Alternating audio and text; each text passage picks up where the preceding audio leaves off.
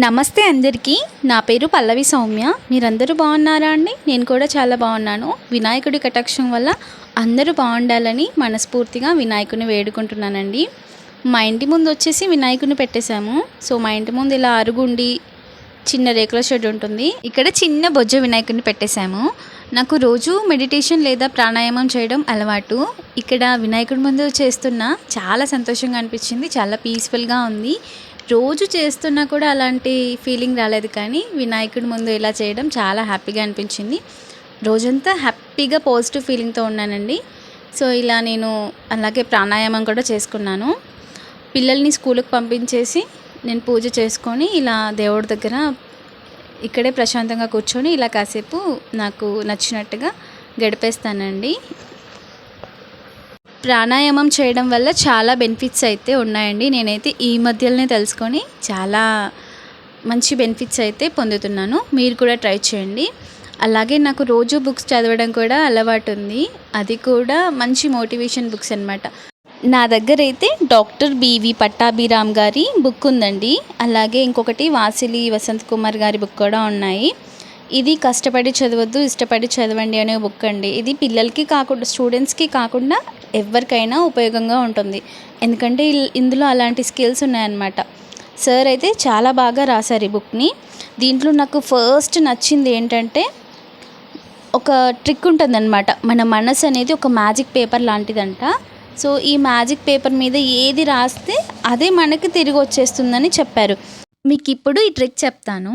మన మనసు అనేది ఒక మ్యాజిక్ పేపర్ లాంటిదంట. దాని మీద మనం ఏం రాసుకున్నా అది మనకి కంపల్సరీ నెరవేరుతుందంట. దీన్ని ఎలా పాటించాలంటే, ఎలా ట్రై చేయాలంటే, ఇప్పుడు ఒకటి నేను ఏదైనా కోరుకున్నానండి, మనం ఇప్పుడు ఒక ఐఏఎస్ ఆఫీసర్ అవ్వాలి, లేదంటే ఇంకేదైనా గోల్, దాన్ని మన మనసులో నేను ఎలాగైనా కావాలి, నాకు కావాలి, నాకు కావాలి, నాకు కావాలి అని 3 సార్లు మనసు పెట్టి, అలాగే శ్వాస పీలుస్తూ వదులుతూ కుడి చేతి పిడికిలి బిగించి గట్టిగా అనుకుంటూ మనం ఈ ట్రిక్ని ట్రై చేయాలి.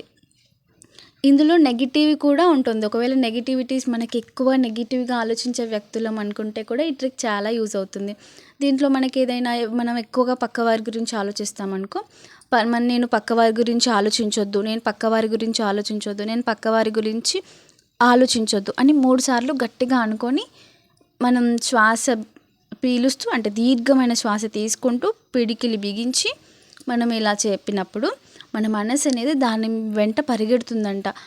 వీళ్ళకి ఇది వద్దు, వీళ్ళకి ఇది కావాలి అని మనసు తెలుసుకొని, అప్పుడు మనం దాని వెంట పరిగెట్టి ఒక ప్రిపరేషన్ ప్లాన్ ప్రకారం వెళ్ళేటట్టు మన మైండ్ మనకి సహకరిస్తుంది అన్నమాట. ఎలాంటి సిచ్యువేషన్ అయినా మన మీదే ఆధారపడి ఉంటుందన్నమాట. అందుకే మనం ఎప్పుడు ఎక్కువగా పాజిటివ్గా ఆలోచిస్తూ, ముఖ్యంగా మన గురించి మనం ఆలోచించుకుంటూ, మన గురించి మనం తెలుసుకుంటూ, మనల్ని మనం రోజు రోజుకి ఇంప్రూవ్ చేసుకోవాలంట.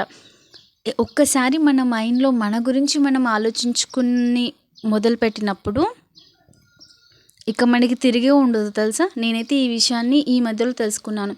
ఇన్ని రోజులు పక్క వారి గురించి ఆలోచిస్తూ, ఏమైనా వాళ్ళు ముందు వెళ్ళిపోతున్నారు, నేను ఇంకా ఇక్కడే ఉన్నా కదా, ఏంటి నా పరిస్థితి అని ఎప్పుడు బాధపడుతూ ఉండేదాన్ని. కానీ ఒక్కసారి మళ్ళీ ఈ బుక్ నా దగ్గర ఉండే, చిన్నప్పుడు మా సార్ ఇచ్చారనమాట, 10th క్లాస్లో గిఫ్ట్గా ఇచ్చారు.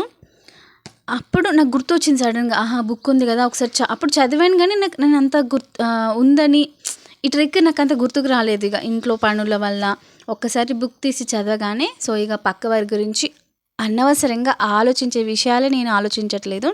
ఇప్పుడు ఏమైనా నా గురించి నేను ఆలోచించడం. సో ఇప్పుడు నేనైతే చాలా ఇంప్రూవ్ అయ్యానండి. మీరు కూడా ఈ ట్రిక్ అయితే ట్రై చేయండి. మీకు ఇది అర్థం కాకపోతే మళ్ళీ ఒకసారి చెప్తానండి. ఇంతసేపు నేను పప్పుచారు చేశానండి. ఇంకా అందరికీ తెలుసు కదా పప్పుచారు చేయటం ఎలానో, అందుకే చెప్పలేదు. సో అందరు చేసేటట్టే నేను కూడా చేశాను. సో ఇంటి ముందు వినాయకుడిని పెట్టడం వల్ల నేను ఇక్కడే వినాయకుడికి కాపలా ఉంటూ, ఇంట్లో పనులు చేసుకుంటూ, ఇక నా పనులతో నేను చాలా బిజీగా ఉన్నాను. ఇంతవరకు కూడా నేను అన్నం తినలేదు. మార్నింగ్ దేవుడికి పులిహోర చేశాను, అదే పిల్లలకి పెట్టేశాను. దేవుడికి పెట్టిన తర్వాత అత్తయ్య మావయ్య అందరూ తిని అదే టిఫిన్ కూడా తీసుకెళ్ళారు. ఇంకా ఇప్పుడు పప్పుచారు చేసేసి నేను అన్నం తింటున్నానండి. ఇదిగోండి ఫ్రెండ్స్, నేను మీకు చెప్పాను కదండి, ట్రిక్ ట్రై చేయండి. నేను కొంచెం స్పీడ్గా మాట్లాడడం వల్లనేమో మరి మీకు అర్థమవుతుందో లేదో, అర్థం కాకపోతే నేను మళ్ళొక వీడియోలో కూడా మళ్ళీ చెప్తానండి. సో ఇంకొక విషయం ఏంటంటే, ముఖ్యంగా మనం ఎవ్వరమైనా మనం ఇంకొకరి గురించి ఆలోచించినప్పుడు మన మైండ్ అనేది స్ట్రెస్కి లోనవుతుంది. అందుకే పక్క వారి గురించి అస్సలు ఆలోచించొద్దండి. వాళ్ళు ముందు వెళ్ళిపోని, వాళ్ళ గమ్యం ముందుంది, వాళ్ళ తొందరగా వచ్చిందేమో, వాళ్ళు అందుకే సెటిల్ అయ్యారేమో లైఫ్లో. మనకు కొంచెం టైం పడుతుంది, మన టైం వచ్చేసరికి మనం ఓపిక పట్టాలి. అప్పటి వరకు మనల్ని మనం ఇంప్రూవ్ చేసుకుంటూ మన ఆరోగ్యాన్ని కాపాడుకుంటూ ఉండాలి. నేను వచ్చేసి ఇప్పుడు ఉండ్రాళ్ళ పాయసం చేస్తున్నాను. చిన్న గిన్నెలో వేడి నీళ్ళు పెట్టేసి పిండి కలుపుకొని ముద్దలాగా చేసేసుకోవాలి సాఫ్ట్గా. సో ఇప్పుడు నేను ఫస్ట్ అయితే ఉండ్రాలు చేస్తున్నాను. 2 రకాలుగా చేస్తున్నాను. వచ్చేసి గుండ్రంగా ఉండ్రాలాగా చేస్తున్నాను, అలాగే తాలికలు కూడా చేస్తున్నాను. మా పిల్లలకి అవి ఇష్టం, ఇలా తాలికల పాయసం అని, అందుకే 2 కలిపి చేస్తున్నాను. ఇలా గుండ్రంగా చేసుకొని పక్కన పెట్టుకోవాలి. ఇలా అయితే చేసుకున్నాను. కొన్ని రౌండ్గా ఉండ్రాల్లాగా, అలాగే కొన్ని తాలికల్లాగా చేసుకున్నాను. ఇలా కొంచెం పిండి యూజ్ చేస్తూ అలా రొట్టెపీట మీద చేశాను. ఉండ్రాళ్ళ పాయసంకి కావాల్సినవి ఏంటంటే, సో మనకు వరిపిండి, అలాగే పాలు, నెయ్యి, డ్రై ఫ్రూట్స్, ఇవి చాలా ఈజీగా చేసుకోవచ్చు. సో వేడినీళ్ళు పెట్టేసి ఆ పిండిని, వరిపిండిని అందులో వేసి కలుపుకున్న తర్వాత ముద్దకు వచ్చేస్తుంది. మనకు నచ్చిన షేప్స్తో చేసుకోవచ్చు. నేనైతే ఇలా ఉండ్రాల్లాగా చేశాను. సో చేసాక పాలని మరిగించుకున్నాక చక్కెర వేసేస్తున్నాను.